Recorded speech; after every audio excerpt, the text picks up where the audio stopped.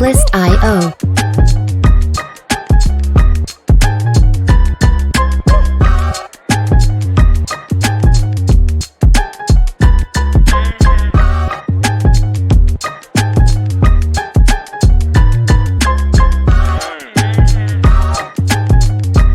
Music licensing reimagined.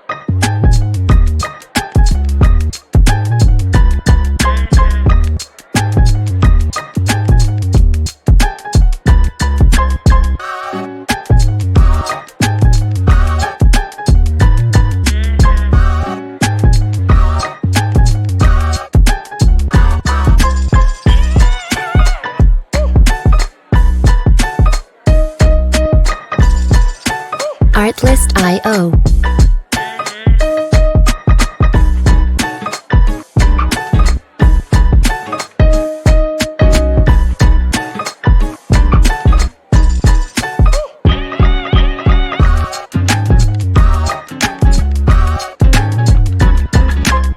Music licensing reimagined.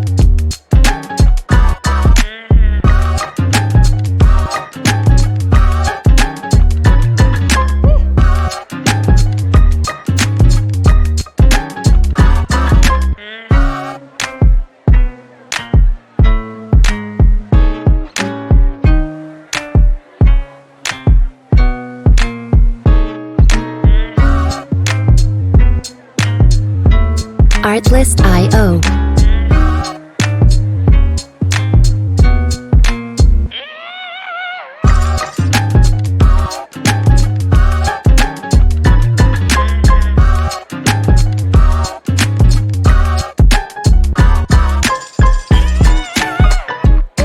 Music licensing reimagined.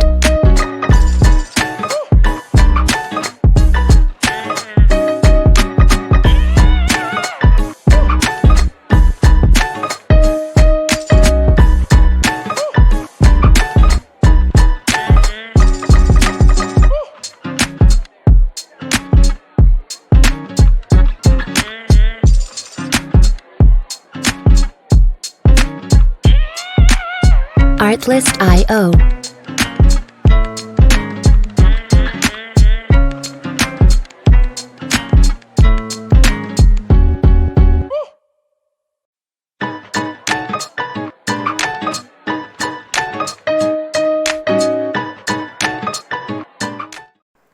Ya, halo, nama saya Regina Nerta dari kelas DKVB dengan NIM 2108065010113. Kali ini akan menjelaskan sedikit tentang grafis era Renaissance dan desain grafis dan revolusi industri. Grafis era Renaissance. Sebelumnya tahu nggak kata Renaissance itu apa maksudnya? Nah, jadi kata Renaissance itu berarti revival atau rebirth, yaitu merujuk kembali ke kebudayaan Yunani klasik, menggali kembali ajaran-ajaran hasil para pemikir-pemikir Yunani klasik. Jadi pada dasarnya Renaissance adalah reaksi terhadap zaman pertengahan yang dianggap terlalu dogmatis, teosentris, tidak rasional, diganti dengan prinsip hidup yang rasional, ilmiah, nalar, dan antroposentris. Terjadi pada kurun waktu abad 1350 sampai 1600 Masehi di Italia. Masa Renaissance merupakan peralihan dari abad pertengahan ke abad modern. Tokoh-tokoh era Renaissance antara lain yaitu Galileo Galilei, Copernicus, Kepler, Giordano Bruno, Bacon, Descartes, Leonardo da Vinci, Michelangelo, Florentin Giotto, merujuk pada pemikiran Vitruvius. Ciri-ciri desain pada masa Renaissance antara lain yaitu order atau keberaturan, euritmi atau keindahan dan keserasian, proporsi, dan juga simetri atau keseimbangan. Temuan revolusioner pada masa Renaissance di bidang seni rupa adalah perspektif. Perspektif adalah teknik menggambar yang berusaha memindahkan image ruang ke atas bidang dua dimensi. Prinsip perspektif adalah memanipulasi ukuran dari benda yang digambar. Benda makin jauh digambar makin kecil. Penemuan perspektif membawa kesadaran baru pada manusia bahwa gambar mempunyai realitas atau aturan tertentu dan aturannya adalah matematika. Realitas dapat digambarkan dengan matematika sebagai alatnya. Hukum-hukum ini memberikan struktur pada ruang visual. Manusia berdiri sebagai pengamat. Desain-desain grafis pada masa Renaissance walaupun masih memperlihatkan persamaan dengan masa zaman pertengahan, yaitu menunjukkan ornamen tumbuhan atau bunga, terutama di bagian iluminasi, inisial atau drop cap, tapi sudah memiliki konsep yang menunjukkan keteraturan, keindahan dan keserasian, proporsi, dan keseimbangan. Seperti tampak pada pengaturan tata letak huruf, alignment atau pengulangan ornamen pada iluminasi.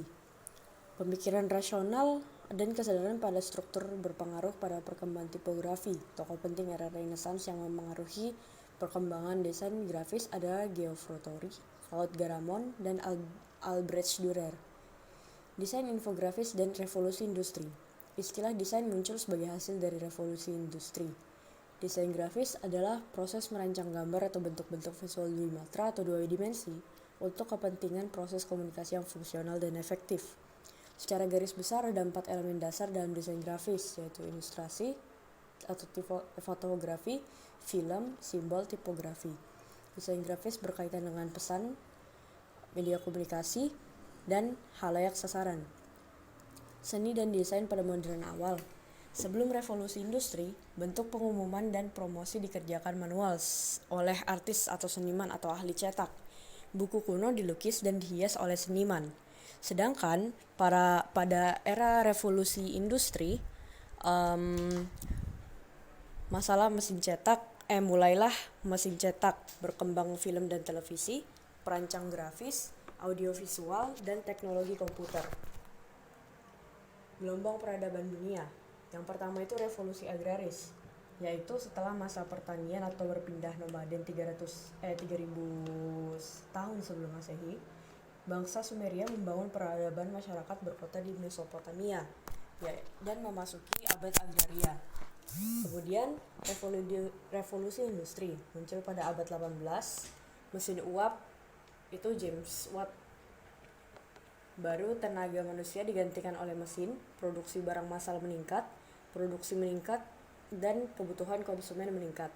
Pentingnya beriklan, sifat sosialis menipis diganti sifat individualis. Revolusi industri merupakan awal dari modernisme. Lalu, yang terakhir adalah revolusi informasi. Informasi menjadi kebutuhan penting bagi masyarakat, mulainya berkembang teknologi digital, komputer, satelit, dan banyaknya ledakan informasi karena berkembangnya teknologi digital yang ada. Sekian dari saya, terima kasih. Halo. Nama saya Regina Nerta dari kelas DKVW dengan NIM 2108065011013. Pada kesempatan kali ini akan menjelaskan tentang Arts and Craft Movement dan permulaan abad ke-20.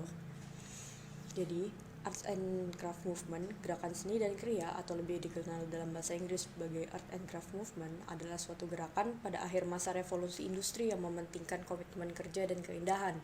Penganutnya menolak estetika yang dihasilkan oleh produksi secara massal, yang dianggap sebagai penyebab utamanya hilangnya keindahan individual. Art and Craft Movement memberikan kesan kembali ke periode Gothic, Roko, dan Renaissance. Salah satu ciri utamanya adalah karya seni dibuat secara individu oleh setiap seniman dengan sentuhan artistik yang khas. Setiap karya digarap dengan serius dan teliti.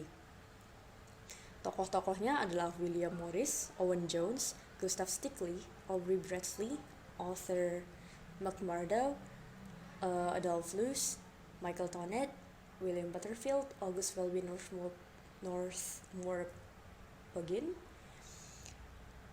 Lalu ada Art Deco, populer dari tahun 1920 hingga 1939, yang mempengaruhi seni dekoratif seperti arsitektur, desain interior, dan desain industri, maupun seni visual seperti misalnya fashion, lukisan, seni grafis, dan film. Popularitasnya memuncak pada tahun 1920-an, meskipun banyak gerakan desain mempunyai akar atau maksud politik atau filsafati. Art Deco murni bersifat dekoratif. Pada masa itu, gaya ini dianggap anggun, fungsional, dan ultramodern. Beberapa seniman dari Art Deco antara lain Jacques Emile Ruhlmann yang dikenal sebagai Master Art Deco melalui karya mebelnya yang hampir selalu memakai material mahal. Rin Lalique dikenal dengan hiasan dari kaca dan desain perhiasannya. Suzy Cooper dan Clarice Cliff terkenal dengan keramiknya. Jean Puyfourcade dengan perak dan pekerjaan metalnya. Paul Poiret terkenal dengan motif tekstilnya, dan A.M. Cassandre dikenal dengan poster-posternya. Permulaan abad ke-20. Ketika abad ke-19 mendekati akhir dan abad ke-20 dimulai, para desainer lintas disiplin ilmu, arsitektur, mode, grafis, dan produk mencari cara baru untuk mengekspresikan diri mereka. Desain Art Nouveau berfokus pada menciptakan bentuk-bentuk baru daripada mengandalkan model-model historis di era Victoria. Tetapi awal abad ke-20 menampilkan inspirasi baru lewat garis-garis lurus dan pengaturan ruang. Seniman seperti Frank Lloyd Wright, Charles Rennie Mackintosh, Margaret MacDonald Mackintosh, Joseph Hoffman, dan Peter Behrens membawa perubahan yang luar biasa dan pengaruh yang sangat penting bagi para desainer di masa kini. Margaret dan saudaranya Francis MacDonald bersama J. Herbert McNair membuat poster untuk Glasgow Institute of Fine Arts pada tahun 1895. Figur-figur simbolik menimbulkan penafsiran religius maupun romantis. Tema desain struktural vertikal dengan detail yang sederhana banyak berkontribusi pada desain interior, mebel, pola kain, dan motif cetak. Kontradiksi kualitas antara energi yang kuat dan kelembutan yang rapuh menjadi karakter karya-karya ilustrasi Jesse Marion King. Ada juga Gustav Klimt, dan salah satu karyanya yang paling terkenal itu Der Cruz atau The Kiss pada tahun 1908. Sekian yang bisa saya jelaskan hari ini. Terima kasih. Anda sekalian kayaknya sudah tahu siapa nama saya, jadi mari kita langsung aja. Materi kali ini pengaruh seni modern. Jadi pengaruh seni modern. 2 dekade pertama pada abad ke-20 adalah masa pergolakan sosial, budaya, dan politik. Perang Dunia Pertama yang berlangsung antara tahun 1914 dan 1918 membawa perubahan yang sangat besar pada tradisi dan kelembagaan peradaban Barat. Seni rupa dan desain meledak dalam revolusi kreativitas yang mempertanyakan nilai-nilai yang telah lama dianut, termasuk peran seni dan desain di masyarakat. Ide-ide tentang warna, bentuk ruang, dan subjek semua terfokus seputar proses protes sosial dan emosi pribadi yang terdalam. Kubisme, dadaisme, surrealisme, de stil, konstruktivisme, dan ekspresionisme semua mempengaruhi bahasa dan rupa komunikasi pada desain grafis. Yang pertama adalah kubisme dan analitis, dikembangkan oleh Pablo Picasso dan George Braque, menganalisis bidang-bidang sebagai subjek dari beberapa sudut pandang dan menggunakan persepsi ini untuk mengkomposisikan bidang-bidang geometris yang berirama.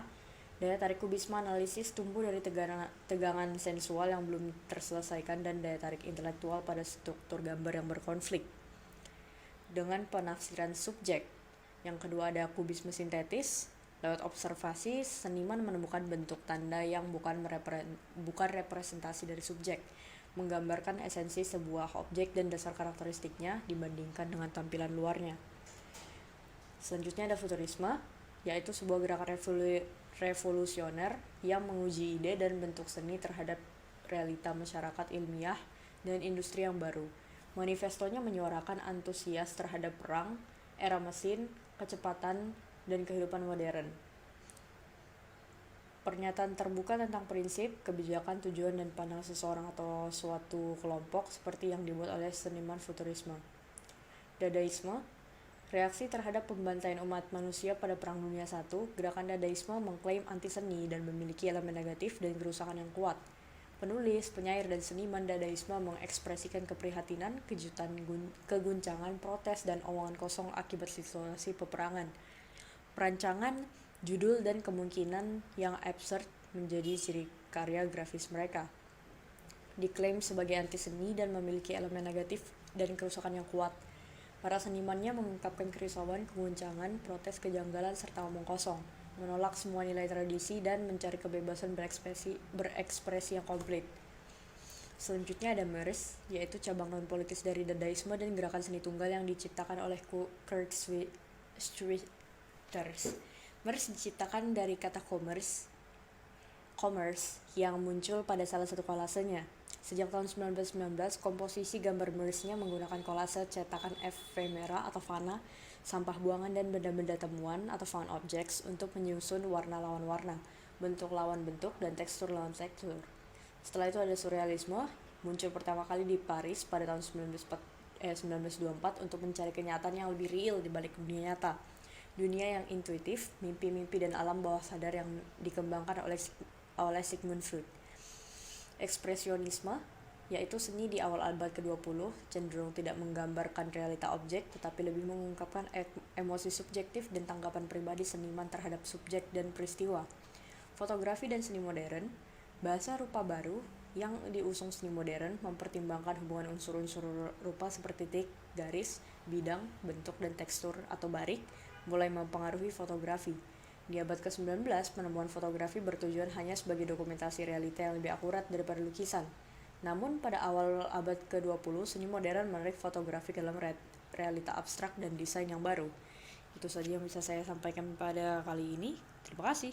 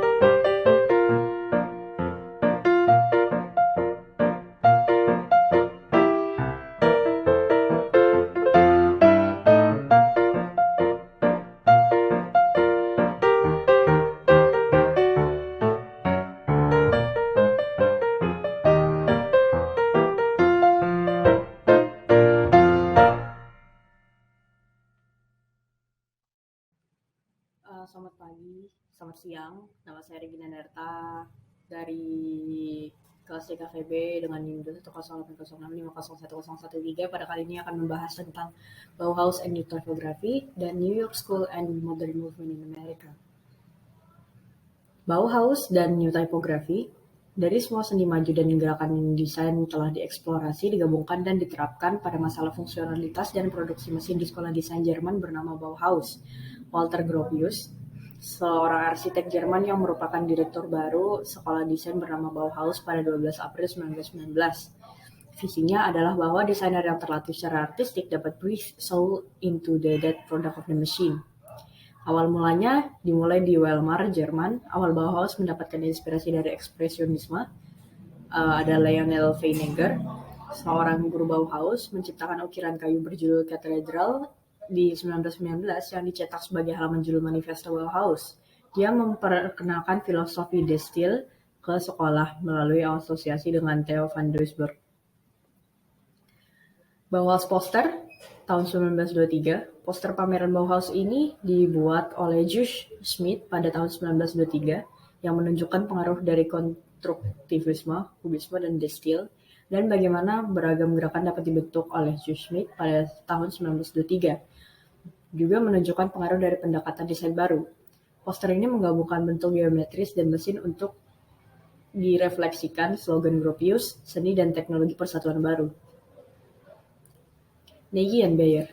Laszlo Moholy-Nagy, yaitu konstruktivis Hongaria, bergabung dengan sekolah Bauhaus dan berkolaborasi dengan Gropius sebagai editor katalog untuk pameran tahun 1923. Herbert Beyer, seorang siswa di sekolah tersebut, mendesain sampulnya dengan Nagy mendesain interiornya. Herbert Beyer. Beyer menjadi profesor di Bauhaus di Departemen Tipografi dan Desain Grafis. Font sans serif digunakan hampir secara eksklusif oleh Beyer yang juga mendesain tipe universal yang mereduksi alfabet menjadi bentuk huruf yang jelas dan sederhana. Beyer juga merancang font yang kemudian dinamai oleh sekolah, yaitu font Bauhaus. Bauhaus merupakan sekolah seni, desain, dan kerajinan yang mencari persatuan baru di antara seniman dan pengrajin untuk membangun masyarakat spiritual utopis untuk masa depan. Ini adalah materi New York School and Modern Movement in America. Jadi New York School, di desainer Eropa itu melarikan diri dari iklim politik, bermigrasi ke Amerika Serikat, dan menjadi pengaruh besar dalam gerakan desain Amerika. Desain Eropa itu cukup teoretis dan terstruktur, di mana desain Amerika bersifat pragmatis, intuitif, dan kurang formal dalam pendekatannya untuk mengatur ruang. New York adalah pusat pergerakan di tahun 1940-an, penekanan ditempatkan pada ekspresi ide dan terbuka. Desainer logo, yaitu Paul Rand, memulai karirnya sebagai desainer promosi dan editorial untuk Apparel Arts, Esquire, Ken Coronet, dan Glasspacker. Berkolaborasi dengan copywriter Bill Bernbach, menjadi prototipe tim Art or Copy yang bekerja sama membuat banyak logo paling dikenal yang terlihat pada saat ini. Ada juga desainer grafis yang bernama Alvin Lustig, yaitu desainer grafis, arsitek, dan desainer interior yang menjadi direktur riset desain visual di sebuah majalah. Alvin Lustig sangat terlibat dalam pendidikan desain dan pada tahun 1951 membantu mengembangkan program pasca sarjana desain grafis di Universitas Yale. Iklan baru. Di biro iklan butik kecil yang baru, penekanan ditempatkan pada kreativitas daripada layanan pemasaran penuh. Upaya dilakukan untuk menciptakan daya tarik yang lebih jujur, terpelajar, dan berselera tinggi kepada audiens pasar. Cetakan modern di Amerika. Desain Eropa modern tidak menjadi pengaruh yang signifikan sampai pada tahun 1930-an. Selama ini, desain grafis Amerika didominasi oleh ilustrasi tradisional. Modern Movement in America. Banyak imigran yang membawa konsep desain Eropa ke Amerika Serikat dengan berbekal bakat, ide, dan keyakinan kuat pada desain sebagai aktivitas manusia yang berharga yang dapat berkontribusi pada peningkatan komunikasi manusia dan kondisi manusia. Pengalaman Amerika sangat diperkaya oleh kehadiran Lester Biel, RT, Herbert Beyer, dan lain-lainnya. Terima kasih. Halo, jadi nama saya adalah Regina Merta, Patricia Burunglawi, dengan Nimbus 10065011013 dari kelas DKVB. Kali ini akan menjelaskan tentang International Typographic Style and Postmodern Design, juga Corporate Identity and Visual System.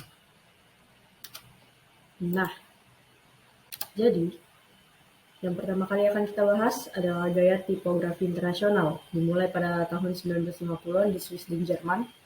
Gaya termasuk kesatuan desain dicapai oleh organisasi asimetris pada grid yang dibangun secara otomatis. Tipografi sans serif mengungkapkan semangat zaman yang lebih progresif. Ekspresi pribadi ditolak untuk lebih universal dan ilmiah. Kejelasan dan ketertiban ideal Ernst Keller, Theo Balmer, dan Max Bill adalah pelopor dari gerakan ini. Ya, jadi ini adalah pelopor dari gerakan ini. Yang pertama ada Ernst Keller, ada Theo Balmer, ada Max Bill. Ini adalah beberapa karya dari mereka bertiga. Poster untuk Rebirth menunjukkan citra simbolis dan bentuk geometris sederhana dengan warna kontras yang hidup.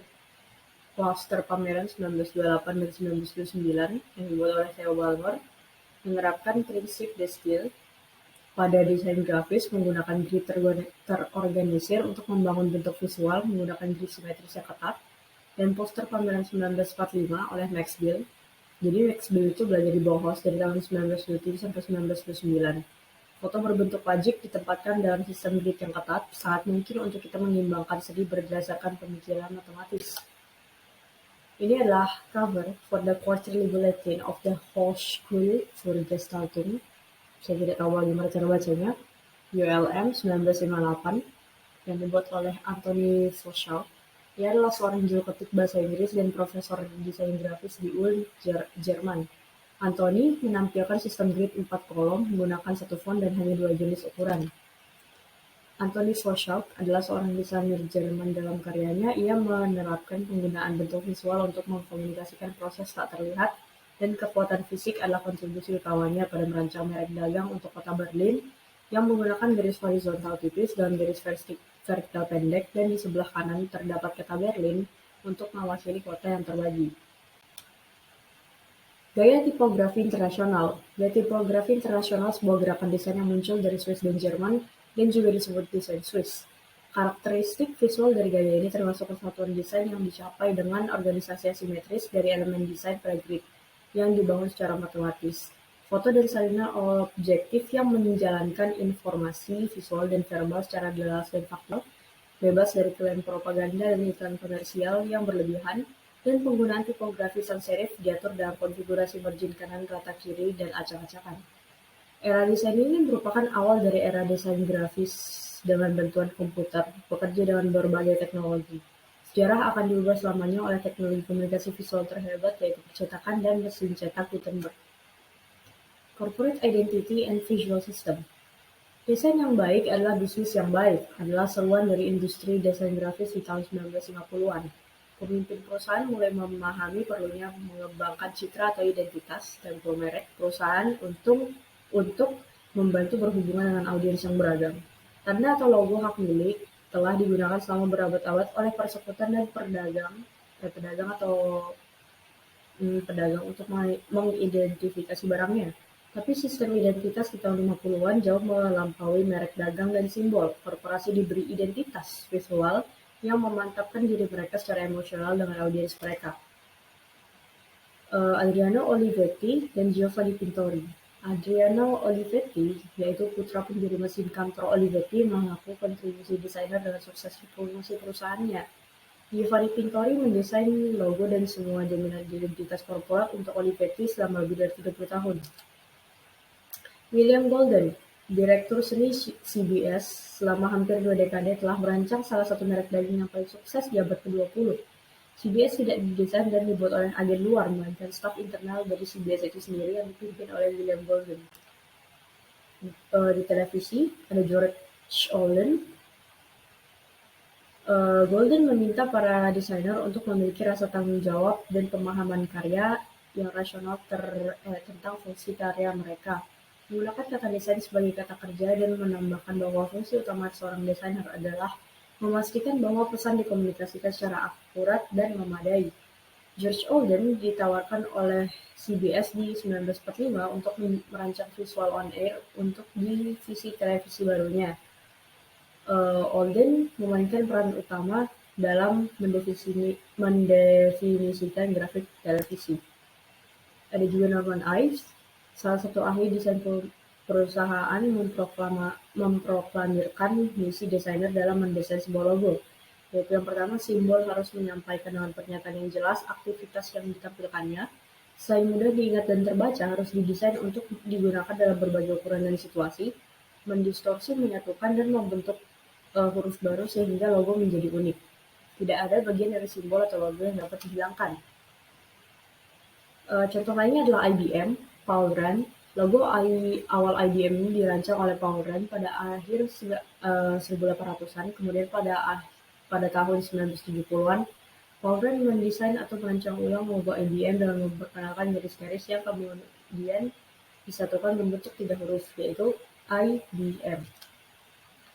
Logo. Pada abad pertengahan, tanda ini wajib dan memungkinkan serikat untuk mengontrol perdagangan. Logotype merupakan tanda merek perusahaan yang hanya terdiri dari bentuk huruf, dan logo korporat merupakan identitas korporat, sistem elemen visual yang digunakan dalam program komprehensif untuk memproyekkan citra perusahaan yang konsisten.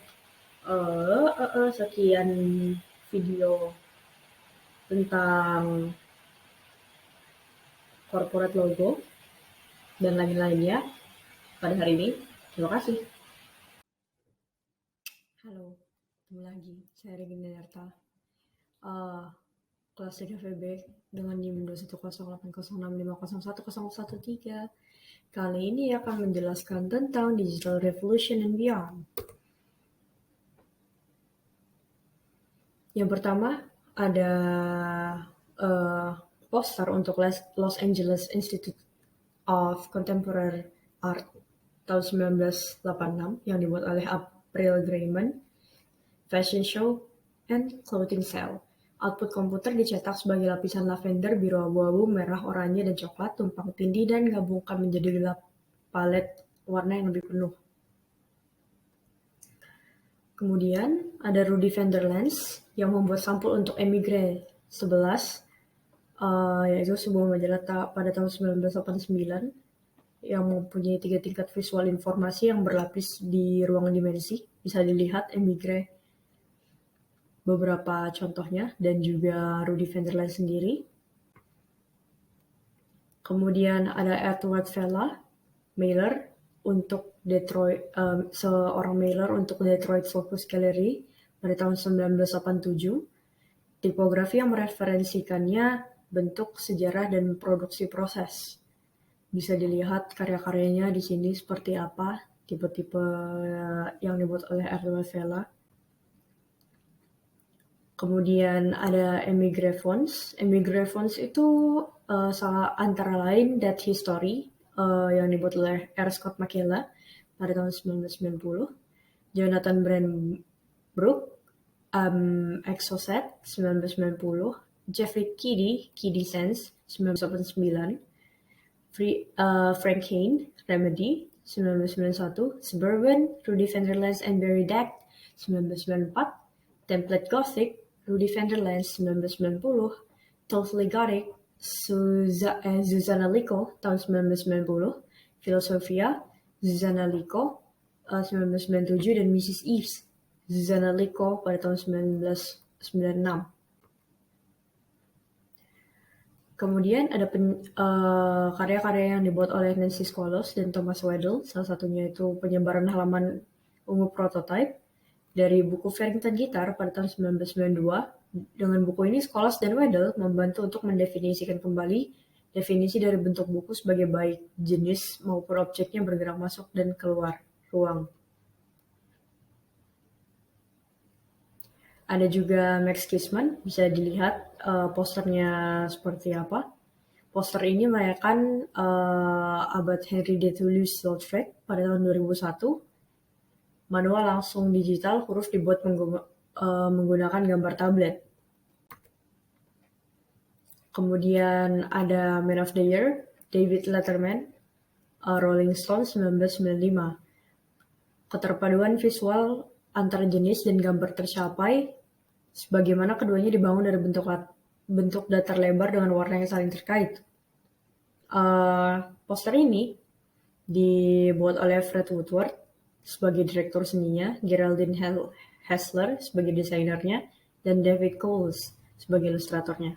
Itu saja yang bisa saya sampaikan tentang materi ini. Terima kasih.